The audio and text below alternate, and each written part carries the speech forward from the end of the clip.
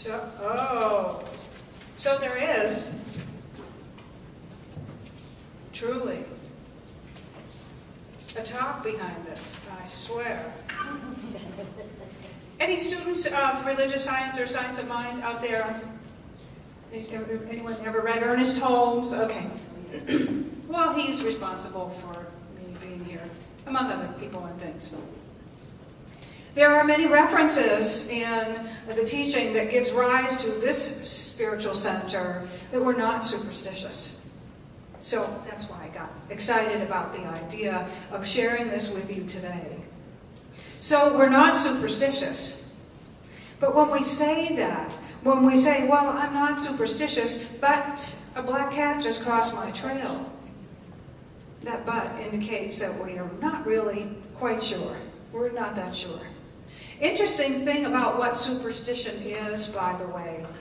In the dictionary, when I looked up the definition of superstition, one of the citations, I think it was the second one, this would be Merriam-Webster online, by the way.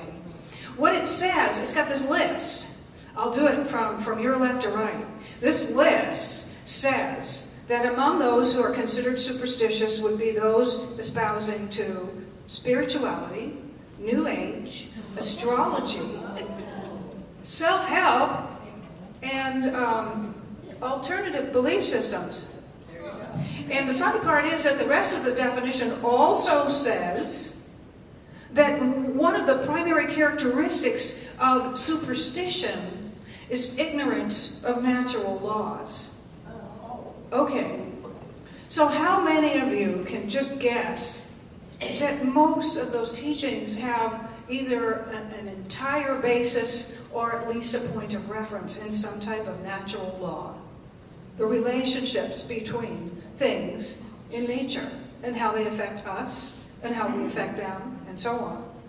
So I just had to have my moment, and say how superstitious of them to list all of that in there. It was a blatant generalization, ignorant of the fact that many of those things are based on the study and understanding and application of natural law. And that's the case with what we do here. We study a natural law that has to do with the creative power of thought. It is no less real than gravity. It is no less real than any other law in nature. Predictable, measurable, and you can use it in such a way to get predictable results because it acts the same way every time. Now, if we step into the field of quantum physics, then we have a slight problem because that says it all changes depending on what you're looking for and the quality of your looking. And then you say, well, never mind. So, not going to go there anymore. The definition of superstition includes some other things. It talks about being characterized by, or swayed by, or moved by, or influenced by, or referencing to that ignorance of natural laws. Meaning that we let things that we don't understand influence what we think. We let things and people that we don't understand influence how we feel. We let people and things we don't understand determine the choices that we make. And it goes on and on. We let that which we do not understand determine what we say and do. Well, how bad can that be, really? I mean, maybe once in a while I have that foot and mouth thing and I make a jerk of myself, but I apologize, it's no big deal. Well, think about it. For every moment that we are unaware of something, and so we make a snap judgment without really examining it, and then we decide, well, that's what that means, or that's who he is, or that's who she is, or that's who they are, then our thoughts continue in that vein, our feelings do too. We open our mouths and we say things to reflect those beliefs, and we look out into the world expecting more of that to show up.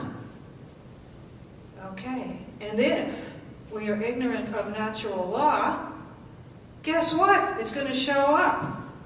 And if we're ignorant of natural law, we'll think that happened by accident. We'll think that that was just fate or chance. We'll think that that was good luck or bad luck, depending on whether we liked that person or that thing. So actually, each time we don't examine something or someone closely in order to make an informed choice about them or it, we're being superstitious. We are generalizing. We are being prejudiced. One of the group of people that I sometimes hang out with calls this contempt prior to investigation. Ooh, yeah, just more syllables to say the same thing. Oh. So when we say, well, I'm not superstitious, but when this happens, we're saying really that we are, right? Because every time we use but in a sentence, it negates everything that came before it. Okay, so I'm not superstitious, but. What that implies is that everything that follows that word is true according to our real belief. And therefore, that's how we are activating natural law, by the way. And that everything we said beforehand is untrue to us. And whatever is true to us is law to us. And we are free to decide what's true to us, and that's the key. So here's a happy little glimpse into what life looks like when we really aren't superstitious. What happens when we're living in a life free from that is that we focus on and relate to and are swayed by, our lives and our personalities are characterized by, okay, those same words, by an awareness and an understanding, a knowledge of universal law, of natural law, of how it operates. Things like victimhood and chance disappear. Things like good luck and bad luck disappear. And what replaces them is a sense of surety and clarity and personal power and peace within and without. That's a glimpse of what life is like when we overcome superstition. Now this word but indicates doubt. This word but says, it really says, I want to be free from superstition. However, I have my doubts. So I'd like you to know this about me. I'd really like to be someone who isn't superstitious. I'd really like to come from a sure place of centeredness. However, I have my doubts. And I'm here to tell you that the way to resolve those doubts is simply to understand how natural law works. I find that reference in that one particular online dictionary also amusing, because how many of us these days are walking around reading Lynn McTaggart and Greg Braden and Deepak Chopra and I can't even name them all. Some of us just have to watch the documentaries and the videos over and over again and take notes. I tried to read the Tao of Physics. We did a study group, and after week 3, we said, let's just talk about something else. I tried to teach it once, and that was that. Never mind. However, we have access to this information in ways that are so great. They're greater than they've ever been. The other thing about superstition, not just that it implies good luck and bad luck, that when you walk under a ladder, this happens. When you see a cracked mirror, that happens. When you open your umbrella indoors, this happens, and so on and so on. And I have to carry my lucky rabbit's foot or else whatever. There's another thing that's really wonderful about all of this. And that's that we have information we didn't have before. And so we can look back on these myths and these legends with new eyes. Think about it. Every time there was an incident, something took place, the people who experienced it, or the person who experienced it, told the story to his or her other people. And they said, okay, let's keep retelling the story till we got it down. and we'll pass it on. So everybody will know if they encounter one of those, what to do and what not to do. And it was a way at the time to avoid harm. However, the context was totally lost, certainly over hundreds and thousands of years for sure.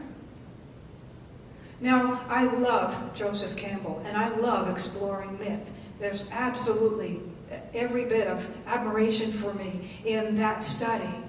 And I also know that if I believe in something like a lucky rabbit's foot, and I don't understand the context from which it came, if I believe in something like, if I walk under a ladder, this will happen to me, and I don't understand the context from which it came, probably that belief is going to limit me.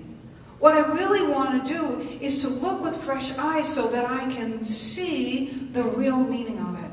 Every one of those stories still has a story to tell. It still has a valuable insight to give to us. The thing is looking with new eyes. The new eyes are the ones that we have now. We can go into Barnes & Noble. We can go into a local bookstore. We can go online and we can learn about these natural laws. We can learn why it is and how it is that what we think about and what we focus upon expands, and that we look for is actually what we're looking with, and that determines what comes to us, because there are so many different levels of perceiving and experiencing. We have the opportunity to know that now. So what that means for us today is that we have the opportunity to resolve that doubt. We have the opportunity to get rid of that but, or to get our buts out of the way, to get our doubts and fears gone. And then all we have is that first half of the statement, which is who we desire to be. I could say, I desire to be free from superstition. So I'm going to have to examine my prejudices. I'm going to have to examine my belief in luck and chance. I'm going to have to increase my understanding of how things really work. And then I can use those things on purpose, in confidence, and have the life I've always dreamed of. The whole theme for October has been opening to grandeur. And we have funny phrases in our culture. We talk about people who have delusions of grandeur and are displaying so much magical thinking that we think we should keep them somewhere special and different. But something is shifting. The tables are turning. Because, actually, here's another part of the definition, by the way. Superstition was considered irrational, devoid of reason. It turns out that through science and study, ancient and new thought and wisdom, we have discovered the sensibility and the rationality and the good sense of recognizing the link between what we think and what we feel and what we say and claim with our word and what we focus upon and what shows up in our lives. Our connection is undeniable. So actually, there's a lot of rationale there. There's a lot of wisdom in that, and a lot of sensibility. So I invite you, as you go out from here, to reconsider whether you're still harboring even some unexamined ideas about anyone or anything. Not really just about superstition. No, this was an opportunity to look at everything. Is there a type of food I've never tried because I believed for my entire life that I would never enjoy it? Is there a type of person I've never known because I believed my whole life I wouldn't understand them or they wouldn't understand me? Is there a place on this planet I've never been or a thing I've never done because I believed it wasn't possible for me? Do you see all the doors that are really opening up there? I invite you to take some time today to re-examine those closed doors, to re-examine those apparently cemented beliefs, and remember that you have a choice every day to choose what you think, what you feel, what you believe, what you expect, what you experience. And in so doing, you will not only resolve the conflict within yourself, between parts of yourself, but you'll be part of the resolution of that same appearance on the outside that is our collective life on the planet. Thank you for allowing me to sing and share with you today. I so appreciate your presence. Namaste.